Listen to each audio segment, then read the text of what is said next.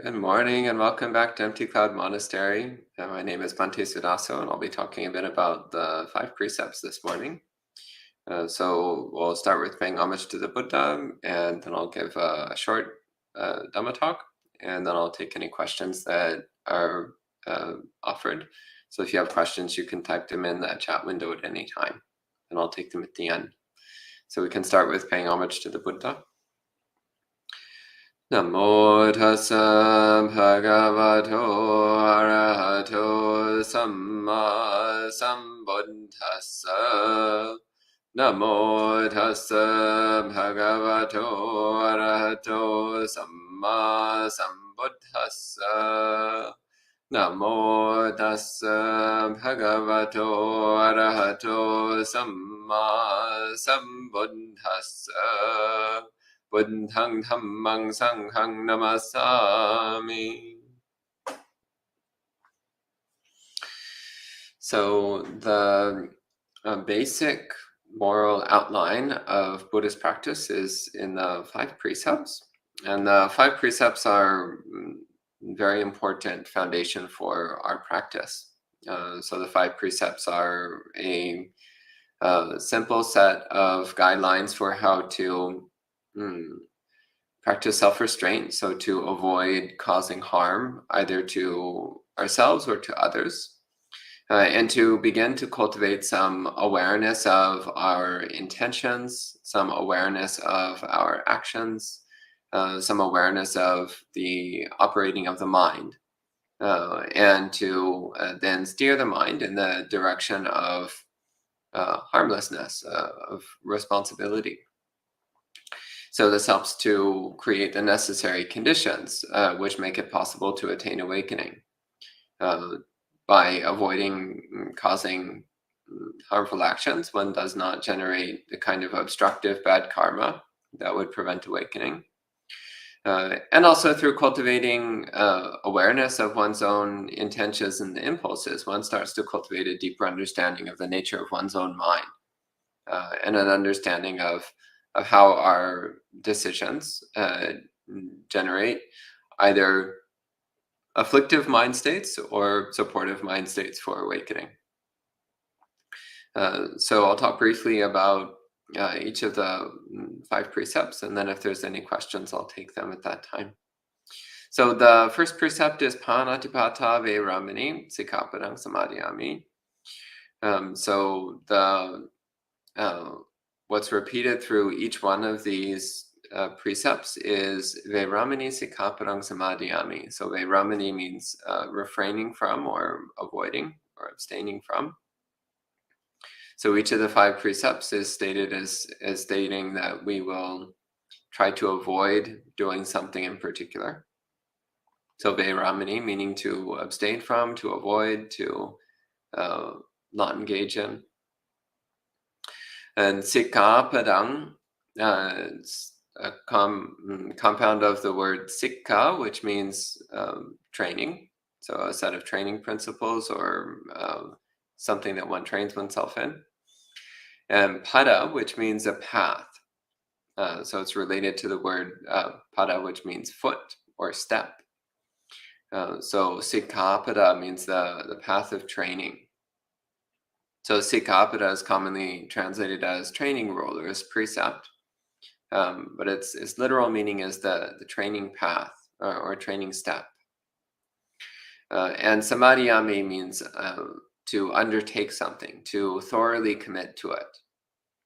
So from the prefix sang, which can mean complete or thorough, and adiyami means to take on for oneself.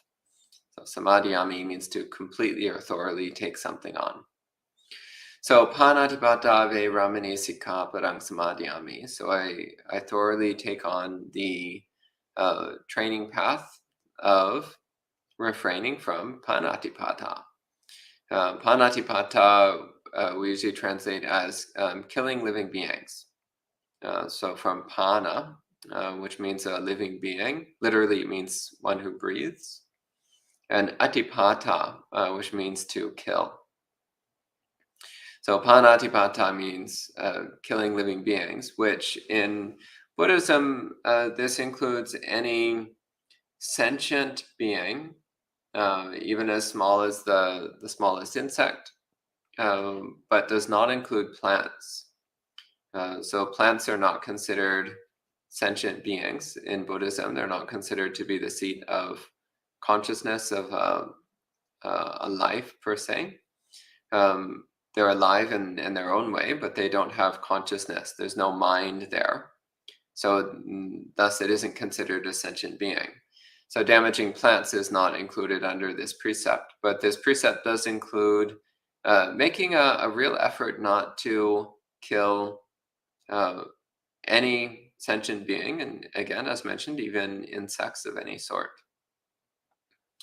And of course, we try to go farther than just not killing. We also try to not harm or not hurt any living being.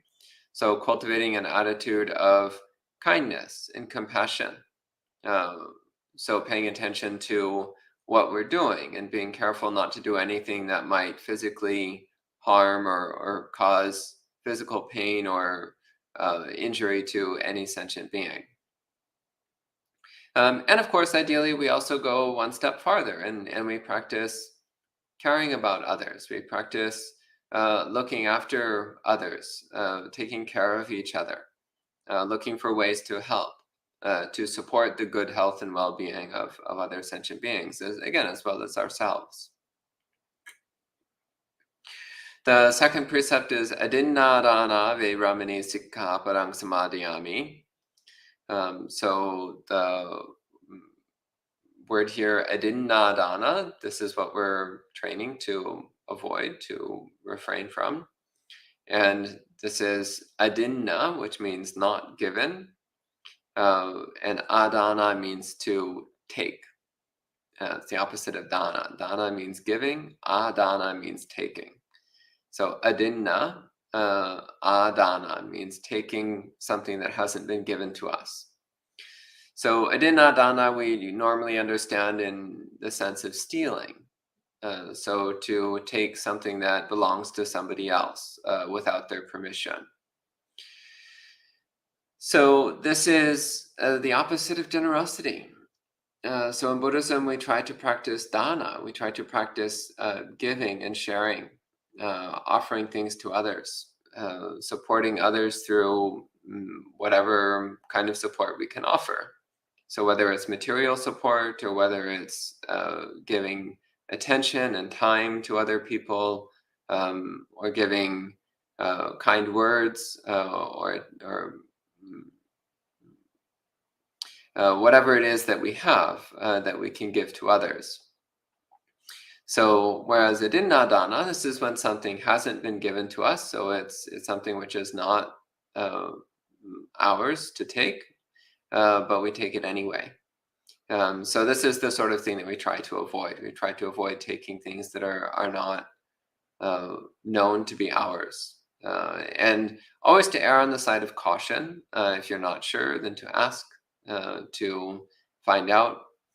And of course, as mentioned earlier, we always try to not only to just avoid the harmful action, but to actively cultivate the corresponding beneficial action. So in this case, that means practicing giving, practicing generosity. So this helps to erode the self-centeredness of the mind. And also, again, it cultivates good karma. So practicing generosity is the cultivation of good karma that then helps to support our path of practice. And it also brings up a lot of happiness and joy in the mind, both our mind and the minds of the receiver. The third precept, kame sumichachara veramani sikkhaparang samadhiyami. So here we have two words, kame sumichachara. So kamesu means in regard to sensuality, to sensual experiences or sensual activities. And mitchachara is mitcha, which means wrong or harmful or incorrect. And chara means, or achara means conduct or behavior. So mitchachara means misconduct or wrong behavior. Kamesu, regarding sensuality. So kame sumichachara veramani is to refrain from sensual misconduct, which is further defined in the suttas as being in particular reference to sexual activity. And it's defined as uh, things such as mm, sexual assault, uh, or infidelity, or adultery, or breaking the trust within one's sexual relationships. So this is, again, things like if you're in a committed relationship, then we avoid uh, mm, having sexual activity with somebody who's outside of that relationship. Or if we know that somebody else is already in a relationship, then we don't get involved in sexual activity with that person out of respect for their current relationship, their current commitment. So it's cultivating a sense of respectfulness for people's emotional boundaries when it comes to sexual relationships. And of course, avoiding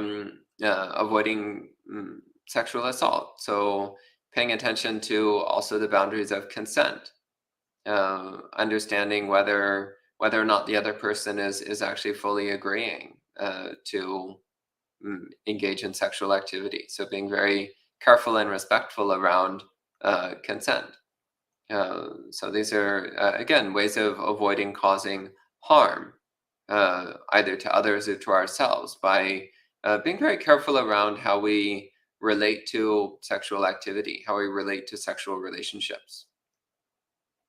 So, of course, the uh, monks have the easy way of following this particular precept, which is just to not engage in any sexual activity at all. That's by far the easiest way to keep this precept. It's very clean and simple. But for those who are not celibate, then again, it's about respecting people's boundaries, respecting people's sense of trust, and yeah, always being very thoughtful and considerate in how we relate to other people.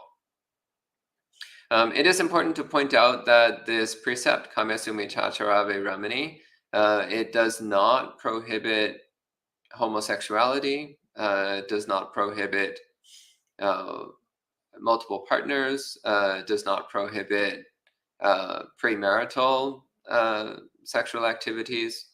In fact, the Buddha doesn't seem to have been remotely interested at all in the institutions of marriage, or he wasn't interested at all in procreation and whether or not people have children. These just weren't things which would seem to be mm, relevant to the Buddha's teachings at all. So they just don't come up in the suttas. So it doesn't seem to have been, it doesn't seem to be a question of right or wrong from a Buddhist standpoint. As long as one is respectful, once again, of consent, respectful of fidelity to one's committed partner, and so on. If one is in a committed relationship, then there doesn't seem to be any problem.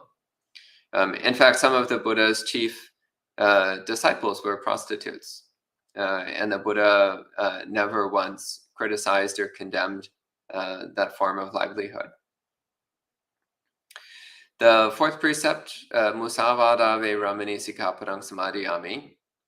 So this is refraining from, at the most basic level, it's refraining from telling lies. So musavada, the word musa means false, and vada means speech. So musavada ve ramani literally means refraining from false speech. So this is in the sense of deliberate lies or intentional lies. So we try to, again, to be honest in our communication. So not to deliberately tell lies. But of course, we try to go a step farther than simply not telling lies. We try to say what is true, what is beneficial. And we make an effort to understand when is the right time to speak, the right time and place to bring forward a piece of information.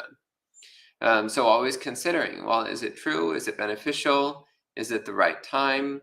And further, the Buddha also said we should, when we do speak, we should speak gently and with a mind of loving kindness. So these are our 5 principles of right speech that go beyond just the most basic level. The most basic level is not telling lies. But we want to actually go beyond just not lying and cultivate genuinely helpful, beneficial speech, which is used appropriately and at the relevant occasion. So this also is an important part of our practice, because with our speech, we can either cause a lot of harm or a lot of good. And also with speech, we therefore create a lot of karma. So we want to create the kind of karma that points towards awakening.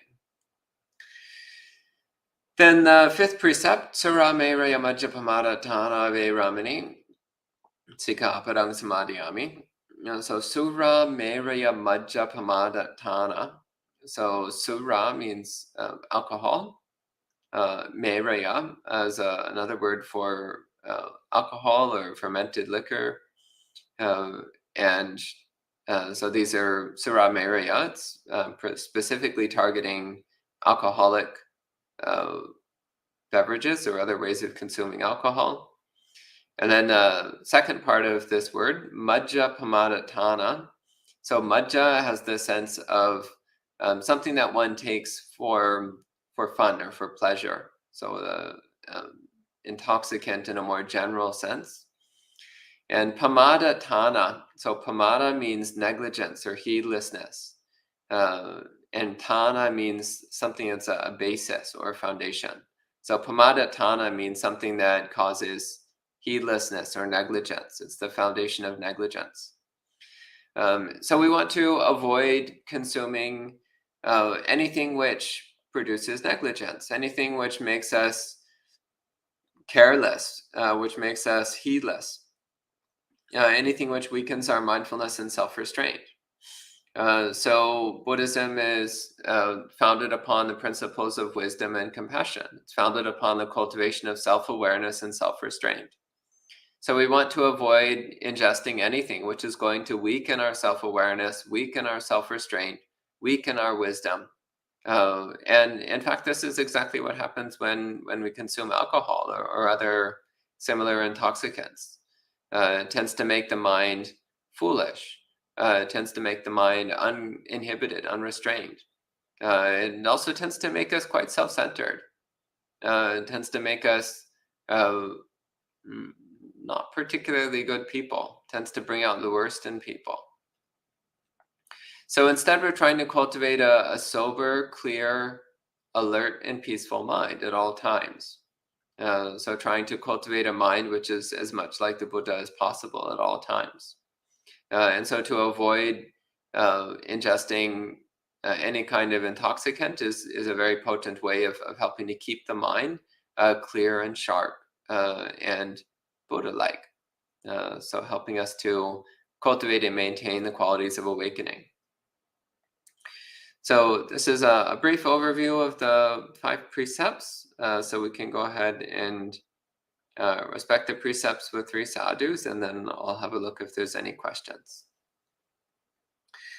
Sadhu, sadhu, sadhu. Okay, so let's see. Welcome to all the people who are checking in online. So welcome to Gita, Spook, John, Yankee, Richard, Sud, Karuna, Ian, Kit, Vivian, Jayanta, Gyana, Manal, Chandra, Saw, and Cam. Good to see all of you. And let me see if there's any questions. I don't actually see any questions. So maybe that's a sufficiently clear and straightforward topic. So I wish you the best in keeping up your practice and staying firmly committed to following these precepts, to further practicing meditation, so practicing mindfulness and concentration and the development of wisdom. And I see a question here. So Sud says, it seems very basic. Did the Buddha prescribe higher precepts for more serious practitioners? It is very basic. So the 5 precepts are I think they're deliberately very basic and simple and direct. And this is because it's covering the most obvious or egregious forms of harmful conduct. So it's giving us a very basic way of establishing ourselves in rightness. But actually, they seem very basic, but it's surprising how few people, even in the Buddhist world, how few people actually take these 5 precepts seriously. So even people who otherwise seem to be very dedicated Buddhists, they often drink alcohol and they're a little bit flexible about telling the truth, and sometimes they're a little bit flexible with their sexual relationships, and they're also, when there's spiders or ants, they're sometimes perfectly willing to kill them, and it's like, well, are we actually taking these precepts seriously? If these precepts are so basic, why is it that they're so difficult to follow? So this is something to really, really look at. Like these do seem basic, but many people actually find it very difficult to follow all 5 precepts. So uh, yeah, yeah, they are basic, but they're very important, and they're not necessarily easy for everyone. But are there higher precepts? Not necessarily higher precepts, but what we do find is the extended description of the Noble Eightfold Path, which goes into a number of further recommendations.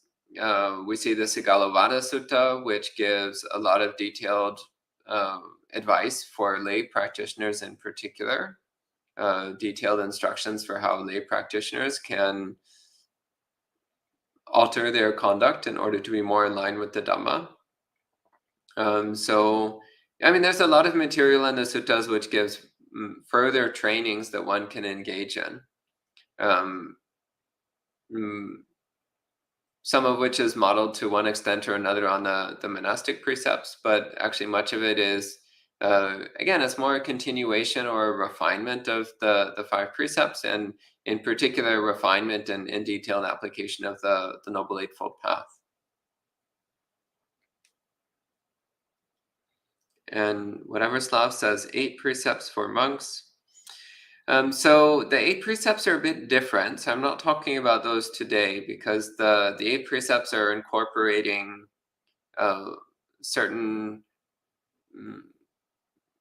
practices which are in the domain of renunciation. So more in the category, again, of monastic practice, the practices of renunciation, which are useful for the cultivation of one's practice, but which are not necessarily moral principles. But again, they're helpful to the development of contentment and equanimity. So the 8 precepts are standard for monks, of course, but they're also useful for lay people to do from time to time. The Buddha's recommendation was to do it every Uposatha day, so twice a month on the full moon and new moon, to follow the 8 precepts for one day. That was the Buddha's advice for lay people. And to see what it feels like to have a day with a bit more renunciation than usual. And Kit has a question. This is a little bit off topic. It says, any advice for someone who wants to stop smoking? I'm observing my mind now when I smoke, and I'm seeing the harm, but it's a battle between the want and seeing the harm. A little bit off topic, because cigarette smoking doesn't really fit in the 5 precepts, because it doesn't cause negligence and heedlessness, so it doesn't quite qualify as an intoxicant. It is a form of self-harm, but it doesn't quite fit in the 5 precepts. So Kit, I would recommend bringing this to Monk Chat this evening. That would probably be a better time to ask this question. Chandra asks, is it okay to observe few precepts if people find it difficult to follow all 5? Yes. Yes, it's much better to follow 1 precept than to follow 0. So if someone can follow even 1 precept, that's already really good. And if they can follow 2 precepts, that's really, really good. And if they can follow 3 precepts, then even better. So yeah, it's if somebody finds it difficult to keep all 5 precepts, well, then keep at least one, but keep it seriously. So one practice which is sometimes done when someone says they can't follow the 5 precepts is like, well, then take 1 precept and follow it sincerely for a week or a month. And at the end of that period of time, then evaluate, see how it went, see how it feels, and then add in 1 more precept. So then following 2 precepts for a month. And at the end of that time, see how it feels, and then see about adding in another one. See if you can get up to 3 precepts for a month. So in this way, slowly increasing one's number of precepts until you eventually get to the point where you're following all 5. It's also useful just to observe how the mind feels when we don't follow the precepts. So noticing what it feels like when you're killing spiders, or notice what it feels like when you take something without permission. Notice what it feels like. Well, optimally, don't commit sexual misconduct at all. But if you do, notice what it feels like. Notice how that damages your emotional well-being, and so on. So observing the harm that we're causing when we break the precepts, that can be a way of building up our motivation. And Cam says, I attended one talk by a Zen monk who said that it's also important to focus on the do's of these 5 precepts, such as don't kill plus protect life, don't steal plus protect properties, etc. Is this correct? It is correct. So as I mentioned earlier, it is found in a few places in the suttas where the Buddha, again, he talks about the positive aspect of this. So the precept is to refrain from killing, but the positive aspect is to take care of others, to look after the health and life and well-being of others. So not stealing is the basic, but we also practice giving and sharing and generosity, and so on. So yeah, there's definitely, I think it's correct to see the do's, the positive aspect of each precept, and to actively try to cultivate that positive opposite. Yeah.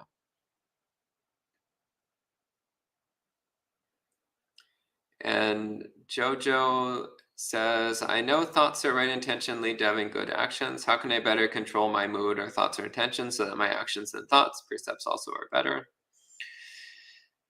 Through a regular meditation practice, constant mindfulness, constant self-awareness. Yeah, but the strength of your meditation practice will directly support the strength of your precepts and vice versa. So practicing mindfulness and concentration every day will then make it easier to be aware of your impulses and urges, so you can better control them and follow the precepts.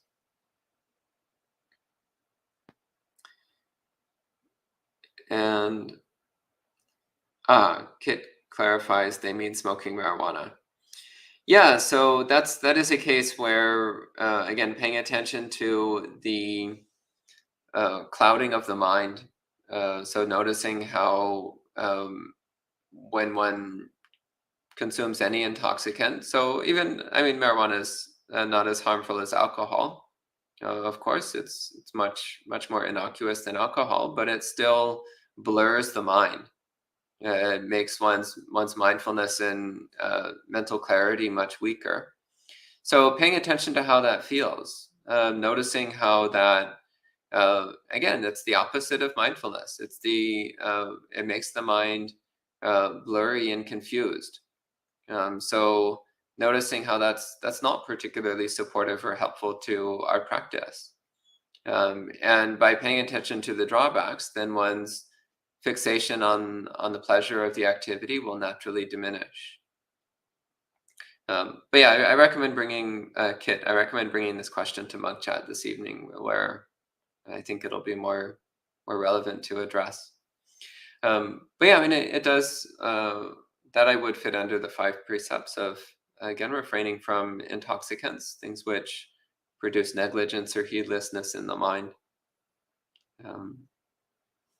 And Sud asks, can one follow the 5 precepts yet still end up in a bad destination after death?